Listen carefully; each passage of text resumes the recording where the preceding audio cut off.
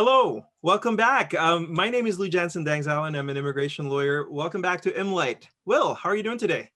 I'm doing very good, my friend. Very tired. It's been a busy day, a lot of announcements, but I'm grateful to be here for this show. I'm speaking today from the traditional unceded territories of the Musqueam, Squamish, Tsleil-Waututh, and Kaikat Nations here in Burnaby, British Columbia. And I'm speaking today from the traditional territories of the Mississaugas of the New Credit First Nations here in Mississauga, Ontario. And we both go by gendered pronouns, he and him. Today's guest needs very little introduction. He is an immigration lawyer in Alberta who has a huge following on social media, and he's got a very interesting background. And as I said in the previous episode, this is quite a coup that Will managed to pull off. Mark Holthe has a busy schedule, so we're very grateful to have him with us today. Will actually appeared about a month ago on Mark's YouTube show where he live streams every week. And I understand you're going to be on his show soon as well. Yeah, next month. I'm really excited. Ooh. So from CBSA to the CBA, we're going to hear from Mark Holthe as we trace his career and draw inspiration from how he practices immigration law and what philosophy drives him. Without further ado, let's welcome in Mark. Hello, Mark. How are you doing? I'm doing awesome. How are you guys doing? So I'm good. So before we actually ask you to, we dive into your background, we'd like to talk to you very quickly about today's immigration updates.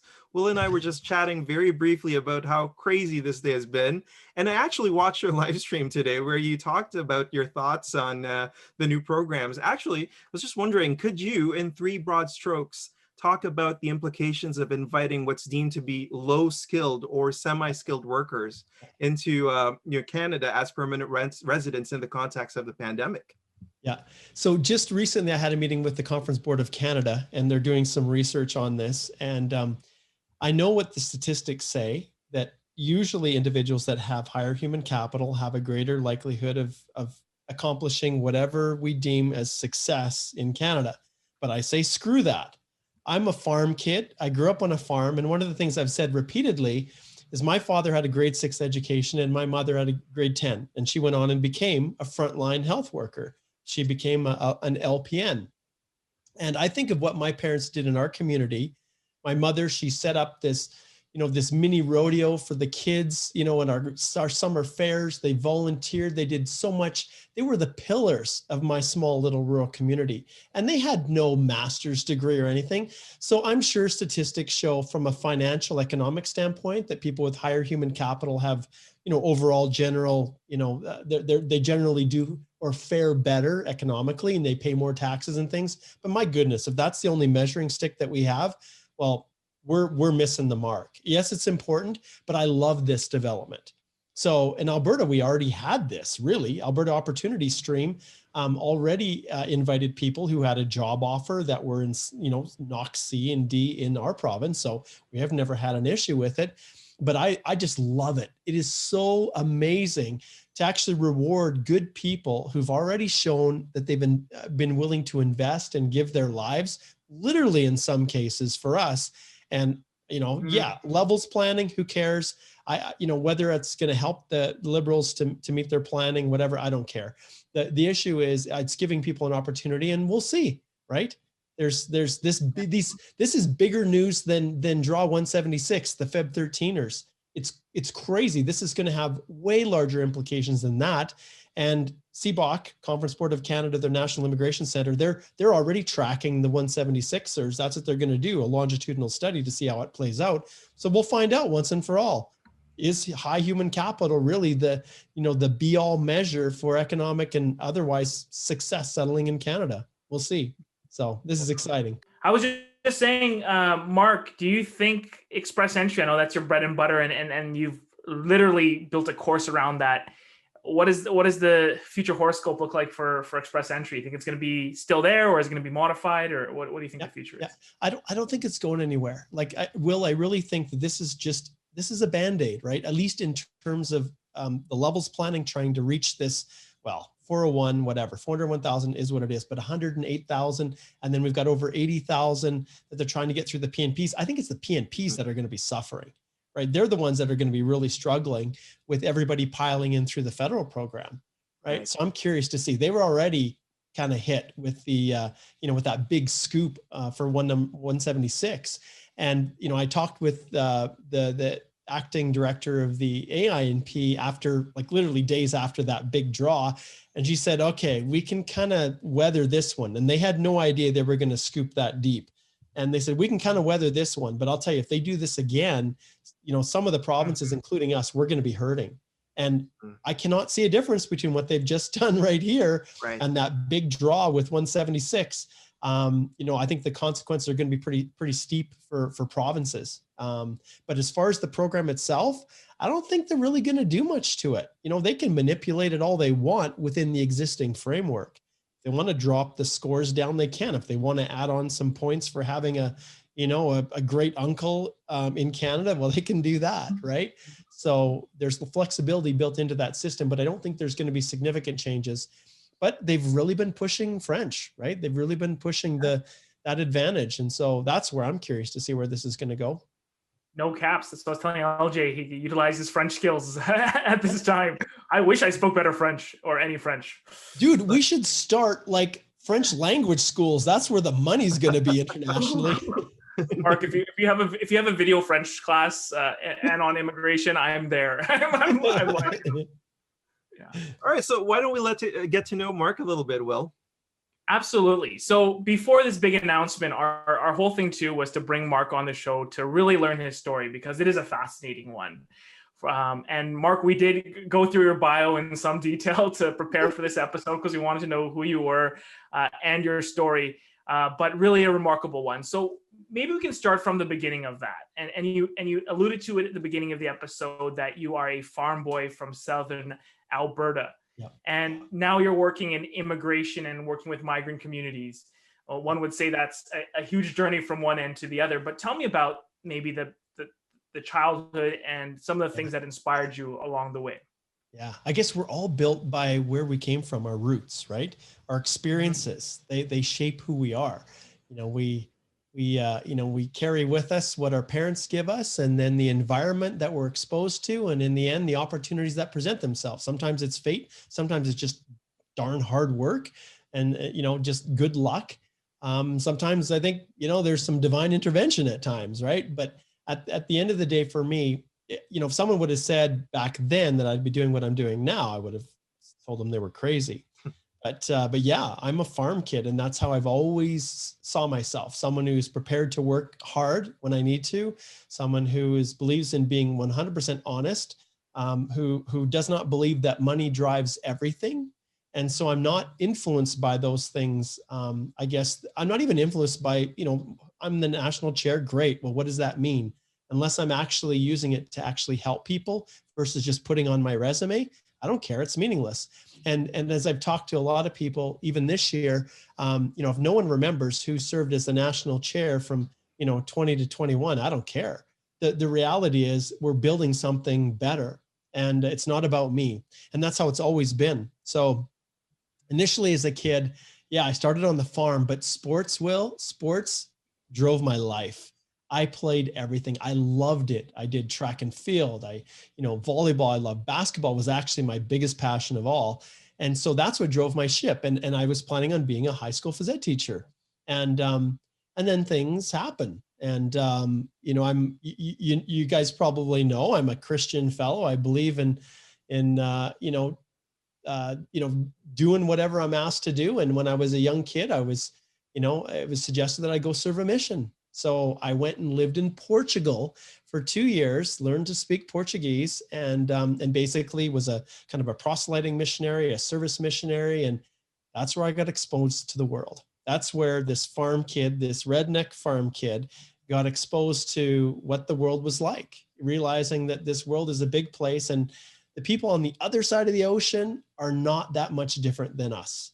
And when I came home from my mission, and that was way back in '94, I knew I wanted to do something that kind of tied in where I could use my language. Ironically, I thought, well, maybe immigration, but I continued to pursue my ed degree. And I actually taught high school phys ed for a year before I went to law school. And then from there, I got a job working on the border as an immigration officer in between years of law school.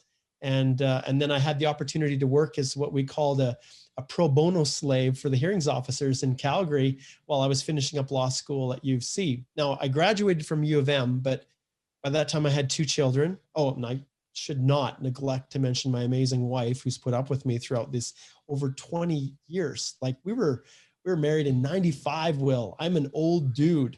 Like we're talking 25, and we were supposed to go before the pandemic to Israel and have this wonderful 25th anniversary. But anyways, we'll leave that for another time. But yeah, when I went to law school, I had 2 kids, and I really needed to hit the pavement running, and I had the opportunity to work as an officer on the border, and that's what opened up immigration to me.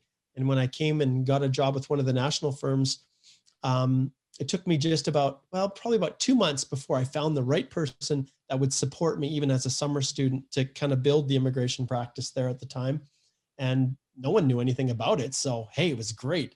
I worked as an officer, so instantly I had credibility, and they just assumed I knew way more than I actually did. And I didn't tell them different.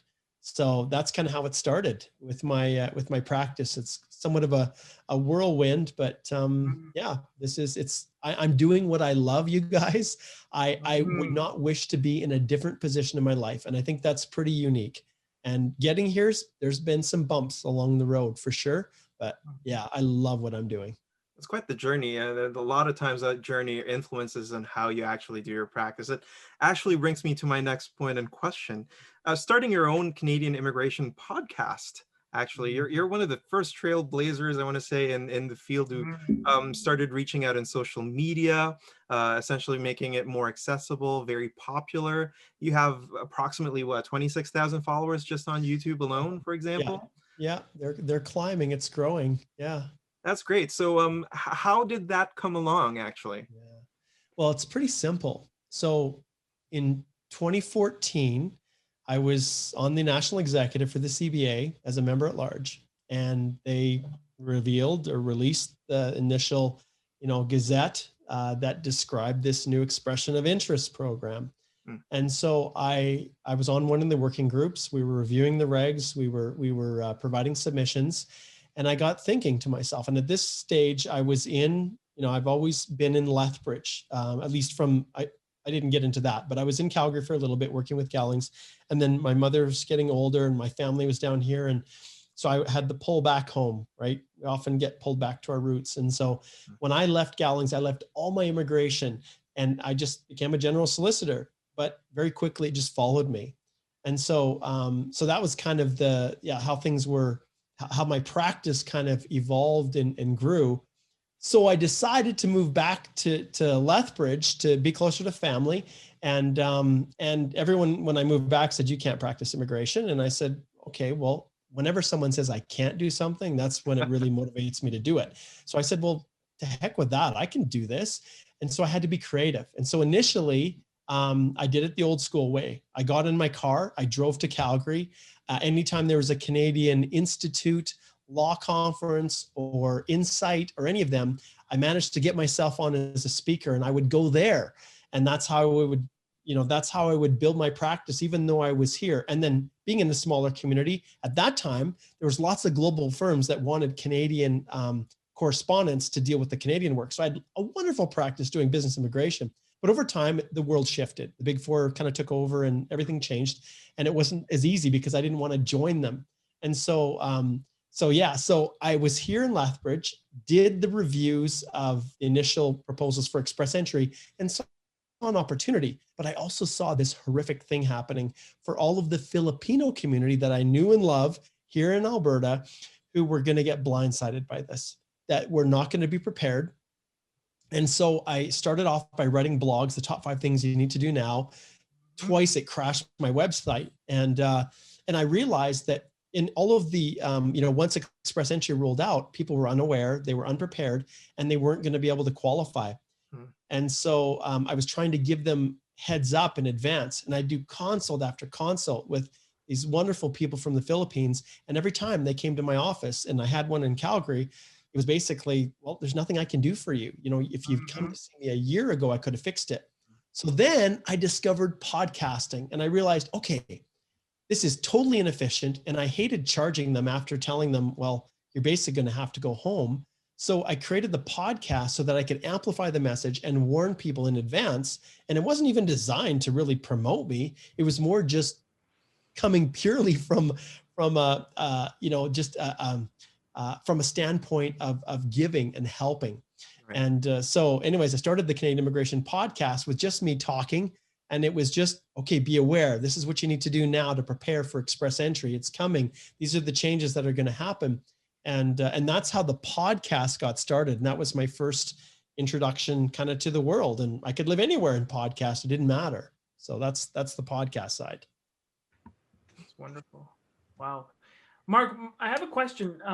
What would you tell a junior lawyer right now who is interested in doing this information sharing work, this, either podcasting, writing, blogging, but are facing from their, be it employer or whoever pays their bills, saying, get back on the billable work, show me the hours. Yeah. What is your advice for that? For awesome. Move from the firm.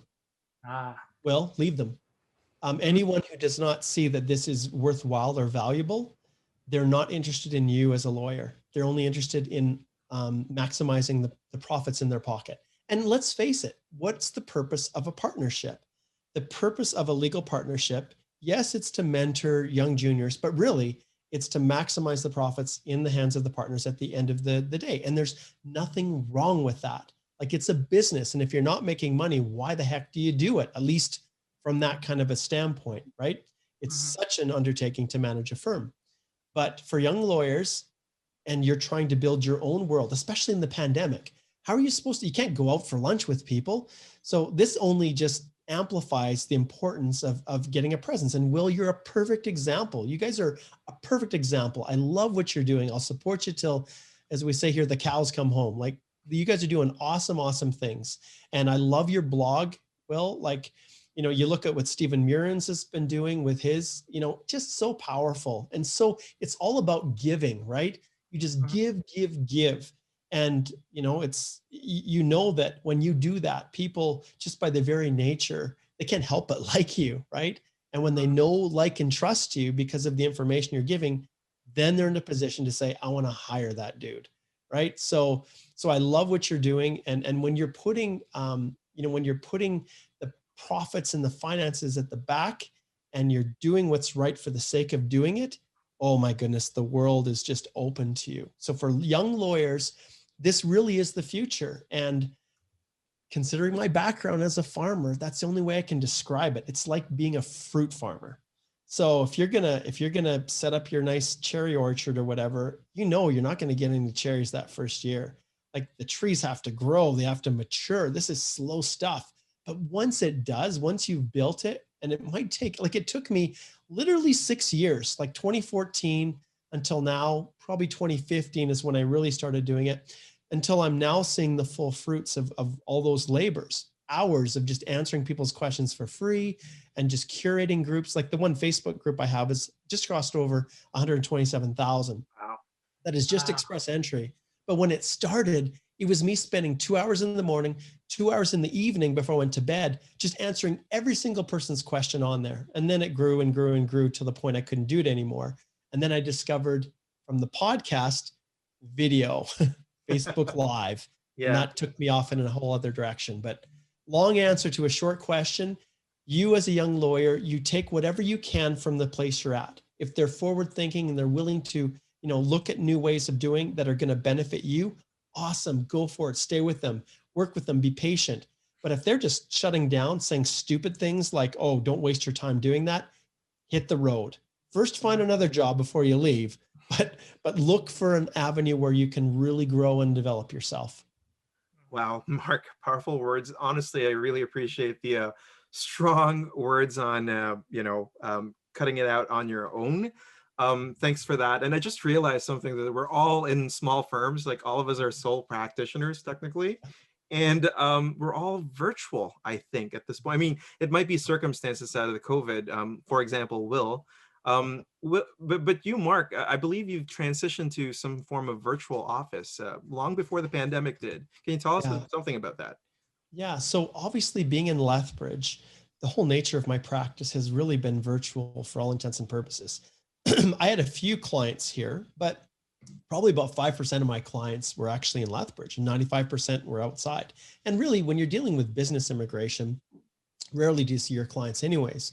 And so when I got started, it wasn't really that big of a deal, but you look at this whole concept of virtual and cloud-based. Well, that's where we're all going. And this concept of needing to be in an office, well, you look at the big four, like very rarely do at least EY I know, in firms like that, don't even really have your own office. It's just like plugging in and going, and it's just very fluid. So those concepts are around. And we know that from an overhead standpoint, if you can cut the overhead out, well, it means that you don't have to charge the rates that you would otherwise, but it also means more dollars in your pocket. And for me, more time to be able to do pro bono work. And, and so that's a big part of what we do within our firm as well, is just pro bono work. But in December, so the story was, I've had so many different configurations of firms trying to find the right piece. And this is kind of goes to what you said, Will. I've always tried to partner. I never wanted to practice on my own, but it's always been really hard to get a junior lawyer here in Lethbridge to just join me and just do immigration, because technically it's a career limiting decision. And so I was always stuck with trying to partner with firms in Calgary, and I've had some great partners over the years, but nothing really fit right. And to the point where in 2017, in the beginning of it, I said, you know what, I'm going to go back. I'm going to do immigration, but I'm going to do other areas of the law too. And I joined a really, really nice regional firm here in Lethbridge, and a nice, beautiful corner office, the beautifulest boardrooms. And after just about 3 years, I realized, you know what, immigration is what I love. And I just decided this is where I'm going to go. And I started looking at things, and I realized that I did not need an office, period. And when I left, my 2 employees decided they were going to stay at the firm because they weren't sure if they wanted to do that. And that was December of 2019. And so I launched my firm from scratch, zero. And technology, having a good plan, an idea of what you wanted to do, and already having this platform, it gave me the footing to kind of launch. And then all the lawyers now for my firm, and I just interviewed another great candidate. I think he's going to join me. Cross fingers, having someone in Quebec with the firm. Wow. But we'll be 4 lawyers. And with the model, I can have anyone from anywhere across the country just plug in and be a part of the firm. And, I just love it. So. That's wonderful. And Mark takes it another level. I was actually, just a small story, I was trying to send him a Christmas card over Christmas. And I know most firms, like, they have some sort of like mailing address, or they've used, like, I utilize like a space sharing where you actually like utilize a front office. I couldn't find Mark's mailing card, so I'm gonna have to give it to you hand delivered one day. But that is, I mean, he pushes the envelope in ways that I think some of us are scared to, right? There are firms that are scared to give up their downtown real estate, scared to give up a physical location or even a sign on their door. Yeah, I'm glad you pointed that out, Will, because the reality is the nature of my practice is what allows me to do this. If I was a litigator, if I did a lot of appeal work, refugee work, it just wouldn't work. Like, it would be really hard to have a virtual office without and do that kind of work. I know that everybody's been kind of pushed now, where the possibility of doing litigation, the modernization of the courts has opened the possibilities up of working in kind of out of your home, I guess. But because of the type of practice I had, that's what allowed me to do what I've done. And I'm very deliberate. I specifically work with DIYers at heart. So if someone came to me and said, Mark, I just want you to deal with my whole express entry application front to end, I'd actually refer them to you, Will or Lou. I'd refer them to you guys, because I've completely shifted the model, and my model is more collaborative or consultative than it is traditional representative.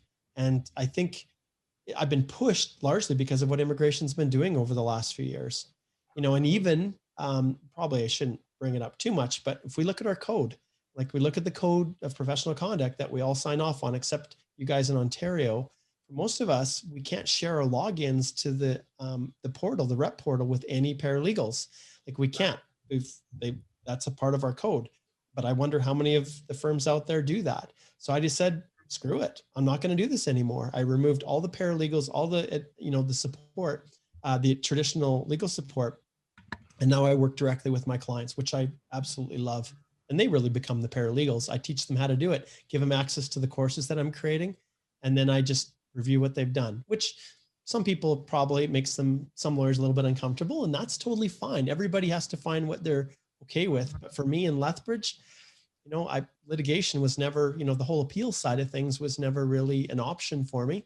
And so I've had to be creative, and yeah, so I'm pushing the envelope a little bit, I guess. They call it the train the trainer model too. It's actually like an HR model, and it's wonderful. It's a wonderful model. Mark, I do have one last question though before we hit our policy ponder party. You mentioned you're in Lethbridge. You mentioned you put family first. As someone who is going to be a dad in the next couple of weeks, and I'm scared and nervous and all those feelings, how have you been able to do it, Mark, and so well? And I see your family pictures all the time, and I'm like, what's the secret sauce?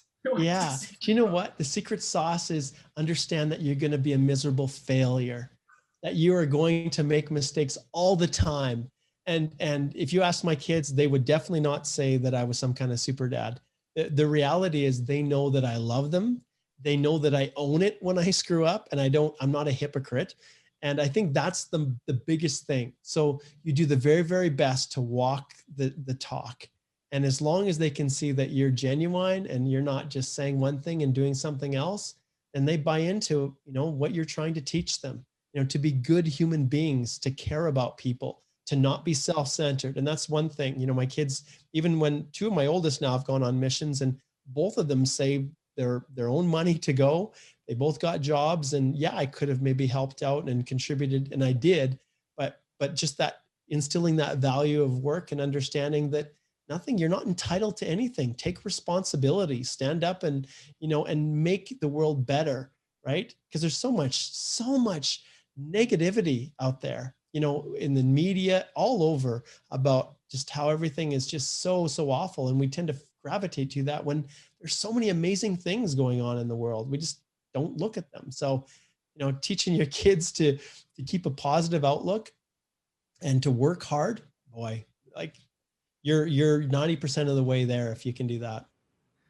And Will, I know you. I followed you, man. I can see what you've been doing with yourself. I can see last 5 years. I have to thank you, Mark, because you were one of the ones who really invested in giving me an early platform to share my story. And I still get people, I tell Mark this all the time, that contact me because of that 2016, I believe, interview where I was just honest and raw because I was just coming out, and I was like, here's the reality of a life as an immigration lawyer. And still today it inspires people. And thanks to Mark for giving that platform. And you guys are going to leave me in the dust. Like I'll give you about a year, and then you'll be well beyond what I'm doing. You guys have got, like, the sky's the limit. You guys are doing everything right, and just so cool. Yeah. I'm just grateful to be here on yours. Thank you. We appreciate your stories and how you're going in deep on things. And that's what our platform is too, right? To give us a chance to step away sometimes from business and talk about things related to it, such as family, such as your faith and things that are really core to who you are. All right, LJ, do you want to introduce the Policy Ponder Party? I'm a little bit parched. I was in appeal prep all the way. Don't you have 8-hour appeal prep? I wish I was doing 8 hours of consultations and stuff. That's a really nice way to round up this whole discussion on introducing Mark and getting to know him better. Honestly, I've been following Mark's career for a long time. Will's as well. We knew each other vicariously, Will and I. And Mark, I met him officially first time in a CBA conference. I'm not sure, Mark, if you remember, but back in 2019, just before you left your firm over in Lethbridge, we spoke on the phone. We were talking about the predecessor to Clio Grow. So that was fun because, like, I felt like at that point I was a bit alone in terms of, like, trying to set up some things virtually because I was transitioning from having an office to having none at all. So that was a very comforting discussion. In this section, we call it the Policy Ponder Party, and today it's actually very, very appropriate because of what happened today. And I think you can talk about the relationship between the CBA and Immigration, Refugee, Citizenship Canada in terms of policy relations, in terms of policy discussions and submissions. We can also talk about technology because I know that that's something that really interests you. And, in the world of DIYing things, I think this is very important to highlight. So, Will, why don't you start it off with the first point? All right. So, Mark, in today's immigration practice, where most people don't see it necessary to hire a lawyer, or their messaging saying that, individuals shouldn't hire lawyers. What should clients know about the current systems and the coming changes? Yeah. So one of the most important things, like I love it when people are engaged in their own applications. Like that's where really you can create something that you know is going to get approved. The challenge I have is when people are not engaged and they say, oh, here, just do it for me, right? And so I'm never concerned about people who want to do it themselves. And my goodness, if there's anything that we want to learn how to do, what do? We go to YouTube and search it up, right? And there's something that tells us how to do just about everything. And as we always talk about, what can you trust and what can't you? And one of the biggest dangers that I see with people who just want to do it themselves, and it's not themselves, it never is. They're relying on hundreds of hours of research on Facebook pages, on forums, on WhatsApp groups. That's where they're getting their information. So no one's ever doing it on their own. But what happens is you have some people who successfully immigrate, and they are then in a position where they think, I know how to do it. So now I'm going to explain to everybody else how you can do it yourself and you don't need help from anyone else. But there's one factor that no one considers. The officer reviewing that application could have overlooked something, could have made a mistake and approved it. And then this person feels like this, and I've had so many examples, I won't go into it, but so many examples of where people have relied on someone else's advice because they did it the way they did it. And then another officer who has a clue, who wasn't overwhelmed that day, realizes, oh, wait a minute, this isn't right. And then refuses the application. And then where do you have to go? So for me, there's no problems with wanting to do it on your own and having control. And that's kind of what I've married with my offering, is to really partner with people that want to learn, and I teach them and educate them. And then when we do it together, oh my goodness, things don't get missed. Not like when there's these silos of unknown between a paralegal and the client and you and deadlines. And so for people who want to do it on their own, the thing that an immigration lawyer gives, well, we've talked about it, and we don't need to be kind of patting ourselves on the back. It's a hard slug to get through law school, and you have to have a certain level of ability to get there in the first place. But then after you're through, then that's where the separation is. And I think most immigration lawyers are not in it for the money, Will. And Lou, you can attest to this too. Like, we're not some rich guys running around with our money falling out of our pockets. We do this because of the rewards that come that are non-monetary. And we do it because we love making a difference in people's lives. So, the money grubbing lawyer concept really doesn't apply very well to us, especially when we know what other representatives charge that are quite comparable to what we do. But for people who want to do it themselves, the advantage to using a lawyer is that you've got someone who really understands the law, not just learning off of the backs of previous clients or, trying to use their experience to teach you. We can actually read the law, understand it, interpret it, and then understand also if an officer makes the wrong decision and refuses your application, we don't accept that. We don't say, oh, that's too bad, resubmit. We're like, screw that. That's wrong. Okay, here's what we're going to do to push back, right?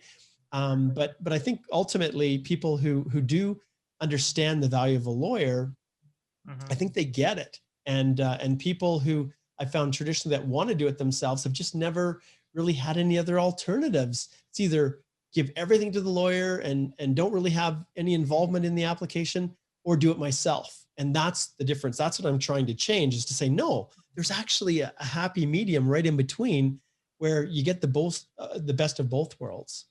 So, Mark, a quick follow-up question to that, and then I'll let LJ ask a question too. Right now, one of the big challenges of doing the work that you do, which is incredible, we are up, clients are meeting us. They're not going through agents. They're not going through assistants. They're not going through surveys to ask questions or questionnaires. You're providing that advice to them. But we're also doing work that is traditionally called review work, where we don't, take full representation and the clients are submitting on their own with our guidance and advice. What would your recommendation to IRCC be about making this system better and frankly, allowing it to conform more with our ethics codes and with all the things that exist in our practice? Yeah. So we've seen a real trend, Will, for immigration to kind of consider representatives as an afterthought. We've seen a lot of changes with the online citizenship, the landing portals, a lot of things that are now moving. Even Alberta, like our immigrant nominee program has completely cut out representatives. And so there's a real trend towards that. Now, there's a lot of reasons why that's happening. You know, a lot of reasons. And I'm not going to get into some of the more controversial ones, at least that we as lawyers feel are contributing to the problem. But the reality is for immigration, they need to understand that we are an integral part of the process, and we actually make their lives easier. You know, when people come through us, we can screen people out that don't have a chance. So they're not submitting applications that really don't have any chance of success. And so that's one advantage, but also putting together a well-prepared application is a critical component to making an officer's life easy.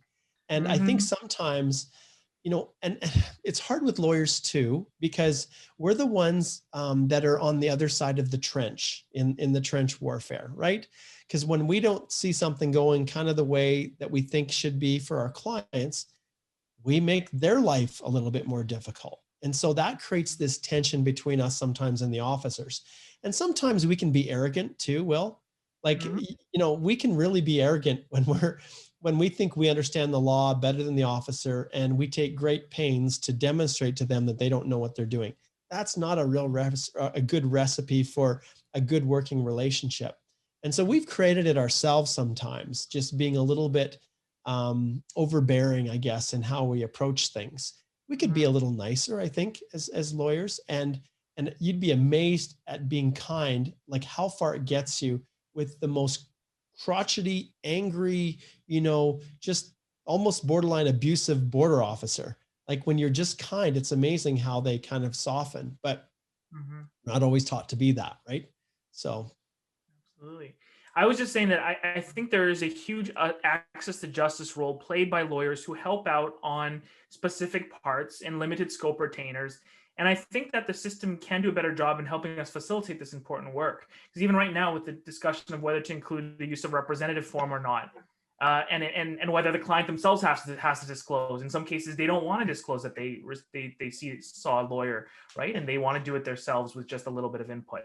So I think that there's ways that the system can also help facilitate. It's interesting. A great colleague, I won't mention her by name, but she just recently showed me what she does on her use of representative forms, and I loved it and I adopted it. And basically, you know, she literally lists right in there on top of the form, I am not a representative. I provided consultative advice, and she doesn't even sign the form. And by the email address, she says, do not send any correspondence. I am not representing this individual, but I'm disclosing that they consulted with me. It was a brilliant idea because, you know, over the last little while, especially as we've transitioned to more of a review model, I'm getting all the correspondence for all my spousal sponsorships that we reviewed and submitted, and I included a use of rep. And even though all the correspondence was supposed to go to the client, it's now coming to me, and that's fine, you know. So now I'm just, you know, unpaid kind of pro bono. Here's the next step, and you know, but I've learned there's little tricks that you can use to try to clarify to them that distinction. So. Yeah, to circle back to Will's point earlier, and I think really rounds it up perfectly. We were talking about that when we were writing the script for this episode. That is interesting that the representative system with IRCC kind of looks at it from a binary perspective, whether you're in or you're out. I think that's kind of like where Will was going with this question. What are your thoughts on like essentially creating that gray zone within IRCC, Mark? Yeah. You know, guys, I don't know if I have an answer for that. I'll be honest. You know, with the whole nature of how we practice, there are so many different ways in which you can represent and support a client to get the result they want. And, you know, as I look at, you know, even within Express Entry itself, the ability that we have to communicate, the challenges that we've had with the web form updates and use of reps being rejected, you know, this is something that we've discussed directly with Minister Menachino in our CBA executive meetings that we've had with him, and so I know that they're wrestling with crappy representatives, you know, people who are exploiting others. And when I look at all of this, trying to find that balance, I don't know if I have the right answer. I don't know if I can, you know, Yeah, I don't think I can, that's one I can give you guys a really solid answer. But that's the answer, Mark. I'm I think lost. it's just that it's complicated. Like Yeah. that, the reality is you can't just like give a straight answer to that, because you're right. They're wrestling with a lot of different issues, different perspectives, and you have to balance that. Yeah. But let's shift a little bit, actually. So if you were able to identify three of the biggest pain points that IRCC would have, whether it's regarding technology, operations, and you were given a free hand, what would you do? These policy questions, I'll tell you, you know, a free hand to make changes within immigration. One of the things that I would do would be to open up communication. That's the first thing. So there's been this massive push to cut off all lines of communication in order to improve efficiency, expedite processing. And I understand that when there's a cost to having people available. But my goodness, when I look at the train wreck that's happened this past year, whether it's spousals or other things like that, where, there's been applications that have been refused improperly, people have fallen out of status, their ability to work, all these things, because of what happened with the paper applications being shelved in boxes. When I look at that, I don't know. That's first and foremost. That's one thing that, without a doubt, I would open up those lines. And I can still remember when Kenny at the time decided to close all the smaller offices. It was all part of this centralization. And even the office in Lethbridge, we had an immigration office here, and they closed that and centralized it to Calgary. But I think that's one thing that I would change, is open up an ability for people to actually communicate. Because I think in the long run, I don't think the expediency is worth it. I don't really think it is. And so, yeah, for sure, that would be one thing. And, you've got so many things on this wish list that you'd like to see different. Personally, I wish there wasn't so much animosity between council and the stakeholders in immigration. We've come a long way with the department these days, a long way. Our relationship has never been better with them. But I think collaborating and working together with stakeholders and really listening to them makes a huge, huge difference when it comes to the development of solid, reliable policy to drive the ship. And sometimes when decisions are made in a vacuum without consulting with people that are on the ground, I think things are missed. And then it creates more problems sometimes than if they would have just sought advice and direction. And it's interesting because I guess I should probably say with that advice that that immigration should continue down the trend that they're going, because they really have, guys, they really have been good and very open, and full marks for them. IRCC, CBSA, not so much. And I've got my own kind of feelings on why they tend to be a little bit more closed off. But I think generally speaking, those are two things anyways that I personally would like. There's so many things you could pick out and you could pull apart within each of the different programs and the ways things are done. Yeah. But at a very, very high level, those are two things that I would probably identify for myself as a wish list. Wow. Actually, that just reminds me of, like, LJ and I were invited to join a small focus group panel, and we did share a presentation to IRCC policymakers where we shared the very message, Mark, that you said, that communication and accessibility and being able to resolve one's problems. We talked about self-reps unable to even submit a web form that is received so that they can fix something they did wrong is a problem. And I think they were very receptive to it, and it led to a good conversation, which is what we wanted to do. So Mark, I think you touched on wonderful points, and we share those as well. Awesome. So the fun part of our show, we call it the Light 'em Round, where we really take our guests through fun questions, sometimes games. In your case, these are questions that kind of reflect your bio and your life story, but we thought we'd pitch in as well. Question 1, you own a restaurant and you have to feature the best of Alberta and the best of Portugal on a plate. What are you serving and why? Okay, so hands down, it's got to be steak and potatoes. Okay, and if I'm thinking about like Alberta, it's got to be Alberta beef. All right, and potatoes, just because you can't have one without the other. And then pastéis de natas on the side for dessert. But I would put it right in with the main meal.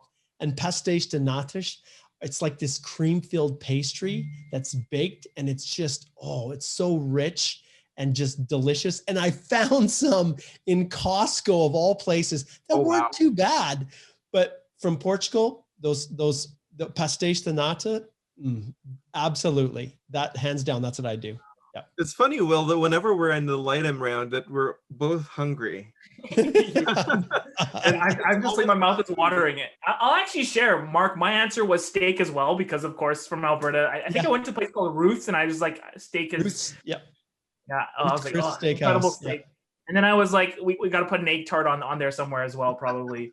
It looks like we have a consensus here. I was going to say steak as well, actually.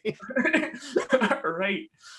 Well, that's a quick question. We want to go number 2, LJ? Sure. What's your worst memory of PE class? Since, you taught PE and you were so much into sports, I'm actually just curious, what's the worst? What's the opposite spectrum to that? So the worst, so you're talking about the worst memory of me teaching in a physical education class, or being in it itself, or? Either or. Hands down, distance running. Distance running. I hated running long distance, and I did a lot of track. And there was always these beginning where we all had to run and build up our core and our cardio. I'm like, freak, I'm a high jumper. Okay. But anyways, that was the worst, running long distance. And all of my distance runners, and like, they're awesome. They're great guys. But I kept telling them, look, by the time you're done your 10K, race, you're so exhausted that you don't have the energy to celebrate. And so, so there you go. There's the worst memory of PE classes is distance running. Well, now, LJ, you go first. I need to think about this a little.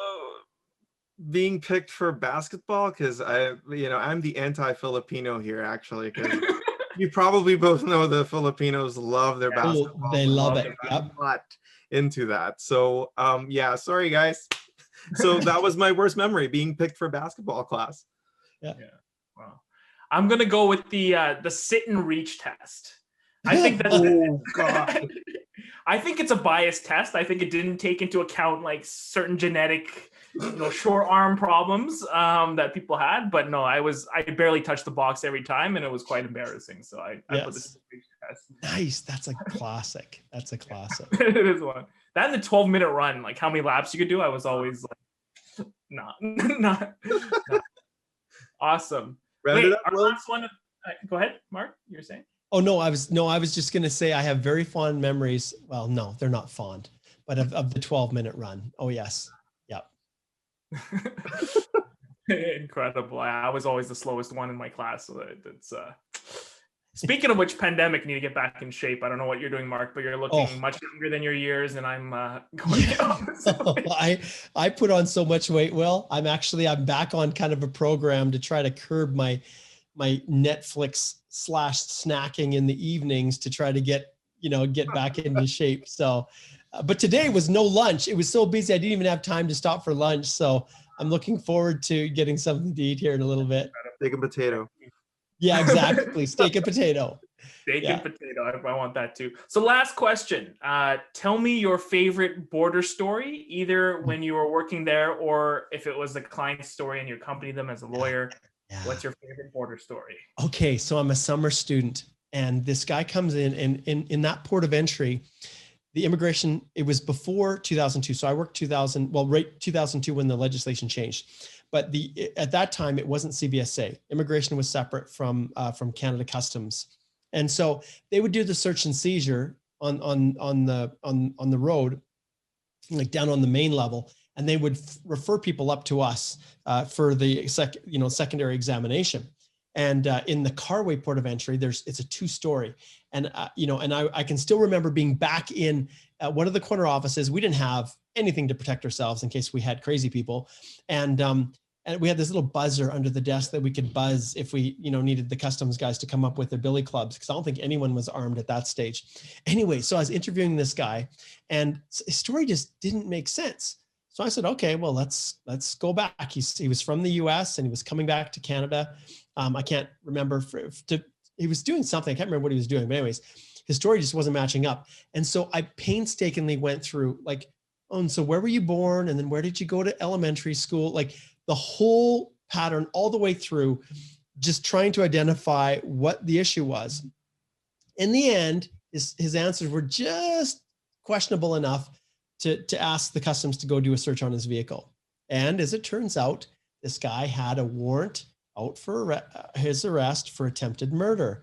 And the RCMP came and picked him up. Fortunately, he was doing a good job with his story. He'd actually fled to the US and was there for about 3 years. And so the warrant was there, and he was now coming back to Canada, and he was a Canadian.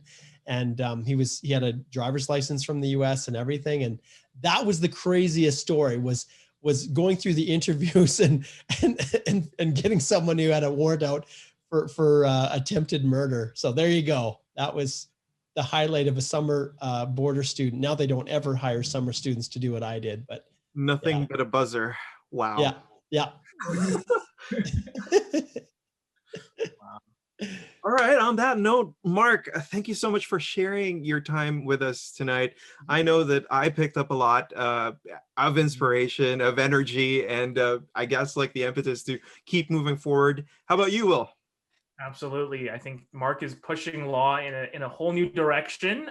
It's redefining our jobs, and it's also, I mean, he inspired our podcast. So just as like, a closing note, thank you, Mark. You are an inspiration to both of us, and we look forward to more collaboration down the road as we. That's my absolute pleasure. I truly do consider it a privilege to be here. You guys are doing things right. It's so cool.